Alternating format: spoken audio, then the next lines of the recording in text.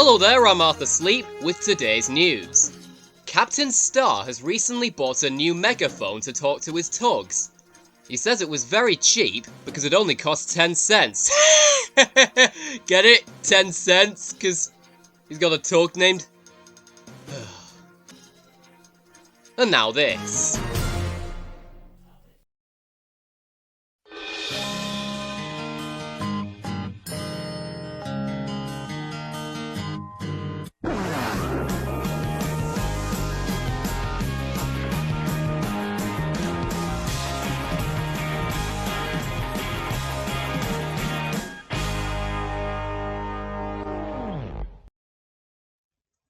One bright and sunny day in Joe's world, Dizzy the Cement Mixer was playing with her new friends, Apple Bloom, Sweetie Belle, and Scootaloo, otherwise known as the Cutie Mark Crusaders.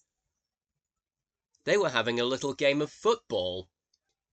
Over to you, Apple Bloom. Whoa, thanks, Dizzy. Over to you, Sweetie Belle. I always love getting to play football with you three. We love playing with you too, Dizzy. That's what friends are for. As it happens, Dizzy and the Crusaders were on a beach at that point, so it shouldn't be too surprising that they saw quite a lot of the tugboats out on duty. Then, Top Hat and Big Mac floated up. Hello there. You four look like you're having fun. We are, Big Mac.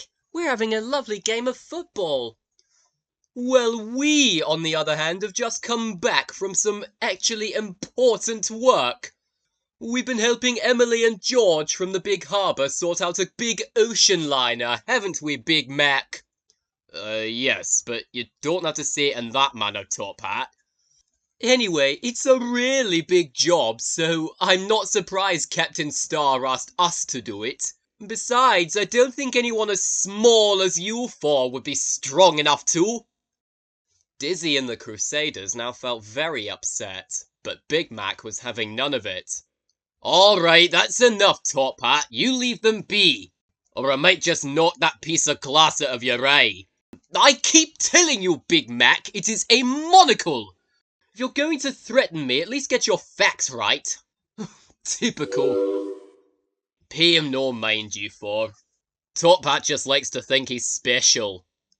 Just don't let those words get to you. I'm sure you'll do something very big one day.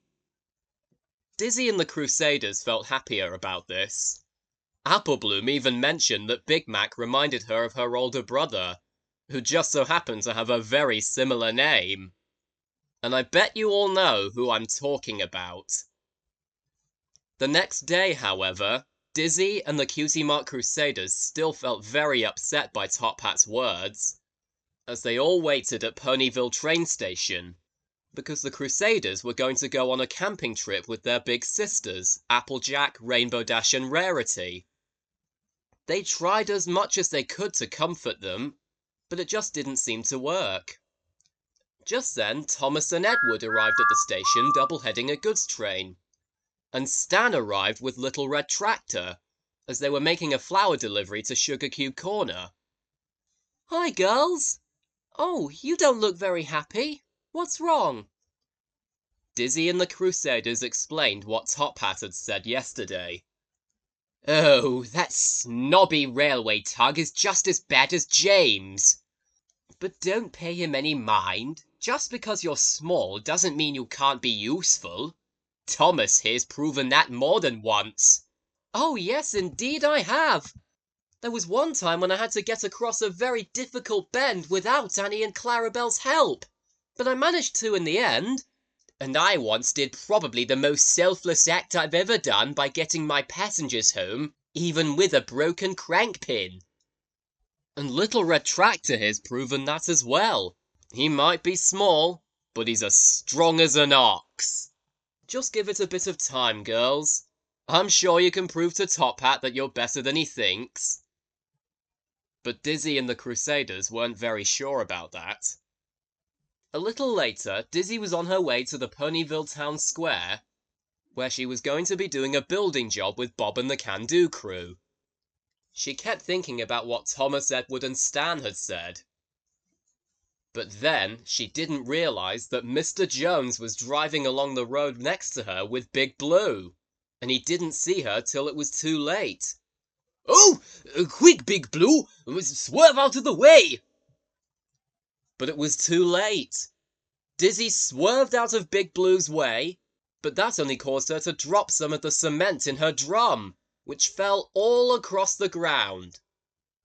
Oh dear. I am sorry, Dizzy. I didn't mean to do that." "It's all right, Mr. Jones. I should have been looking where I was going too." But there was worse to come. Stumpy was driving through Ponyville with Scrambler, as Nipper was in the garage at that point. "Oh, careful, Scrambler. You don't want to go too fast. We might have an accident." "Oh, come on, Stumpy. We can still scram our way down Ponyville." But Scrambler would soon be eating his own words, as they didn't see the cement ahead of them until it was too late.